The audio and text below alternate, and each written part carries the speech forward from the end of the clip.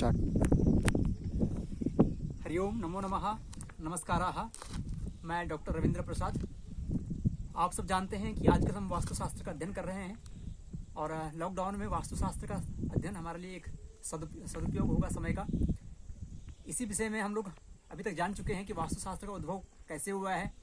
वास्तुशास्त्र के बारे में कल हम पढ़े थे कि वास्तुशास्त्र के कितने भेद हैं, वास्तुशास्त्र का वर्गीकरण कैसे किया गया है और कितने प्रकार से इसका वर्गीकरण होता है।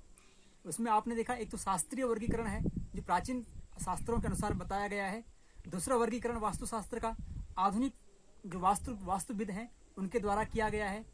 तीसरा वर्गीकरण जो मैंने बताया था आपको, वो था वास्तुशास्त्र का जो भवन बनाते हैं हम, उसमें मटेरियल के आधार पर, जो वास्तु में जो सामग्री प्रयुक्त होती है उस सामग्री के आधार पर।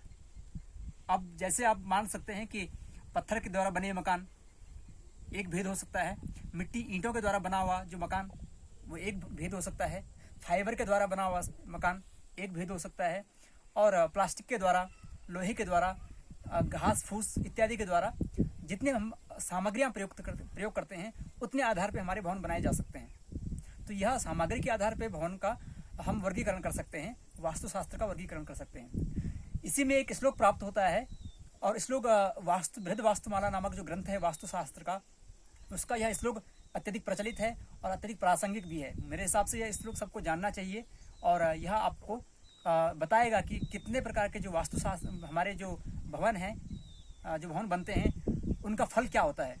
तो श्लोक इस प्रकार है, कोटिग्नम तृणजे पूर्ण्यम मृण्मये दश संगुणम एष्टिके सतकोटिग्नम शैले अनंतम फलम गृहे। अर्थात कोटिग्नम तृणजे पुण्यम, मैंने आपको बताया था कि जो भवन हम बनाते हैं, भवन जो होते हैं हमारे, एक तो हमारी जो प्राचीन भवन है, हमारे जो घास फूस पर्ण इत्यादि की झोपड़ियाँ बनती हैं, यह एक भेद है। इस भेद के लिए इसके लिए कहा गया है कोटिग्नम तृणजम पुण्यम, यानी तृण घास फूस से जो बना हुआ भवन होता है यह कोटि गुना फल देने वाला होता है। कोटिग्नम तृणजम पुण्यम। और मृण्मये दश संगुणम, अर्थात मिट्टी से जो बना हुआ, जो मिट्टी को पका करके ईंटें बनाई जाती हैं और ईंटों से जो भवन बनाए जाते हैं, वह एष्टिके सत कोटिग्नम शैले अनंतम फलम गृहे 10 संगुणम, अर्थात वह 10 गुना अधिक फल देने वाला होता है। और उसके अलावा फिर जो भवन बनते हैं वो बनते हैं पत्थरों के। तो पत्थरों या शिलाओं के द्वारा जो भवन बनाए जाते हैं, उनको तराश करके जो बड़े बड़े किले और बड़े बड़े महल जो बनाए जाते हैं, ये जो भवन इस तरह के होते हैं, वह सबसे अच्छे कहे गए, वह उससे भी अनंत गुना फल देने वाले होते हैं। इसलिए कहा गया है कोटिग्नम तृणजे पुण्यम मृण्मये दश संगुणम एष्टिके सत कोटिग्नम शैले अनंतम फलम गृहे।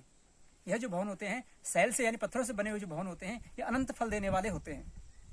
और अभी भी देखा जाए तो वास्तुशास्त्र के अनुसार जो सबसे ज़्यादा घनत्व वाले जो पदार्थ होता है वो पत्थर ही होता है। मिट्टी में इतना घनत्व नहीं होता है जितना कि पत्थर में होता है, और जितना जिसका घनत्व ज़्यादा होगा उतना वह भवन हमारे लिए सुस्थिर, सुदृढ़ और लंबे समय तक टिकने वाला होगा। इसलिए कहा जाता है कि वास्तुशास्त्र में सबसे अच्छा और सबसे टिकाऊ मकान जो होता है और सबसे अधिक पुण्य देने वाला भी जो भवन होता है, वह हमारा पत्थरों से बने हुए भवन होते हैं। तो आज के लिए इतना ही। अगला विषय हम फिर जानेंगे इसी क्रम में, वास्तुशास्त्र के अध्ययन के क्रम में जो अगला विषय आएगा हमारा, उस पर हम दोबारा आपको मैं बताऊंगा। अभी के लिए इतना ही रखते हैं, क्योंकि वीडियो बहुत लंबी हो जाती है जिस वजह से वो सेंड नहीं हो पाती है। तो अगले वीडियो के लिए हम लोग पुनः मिलते हैं। सबको नमस्कार।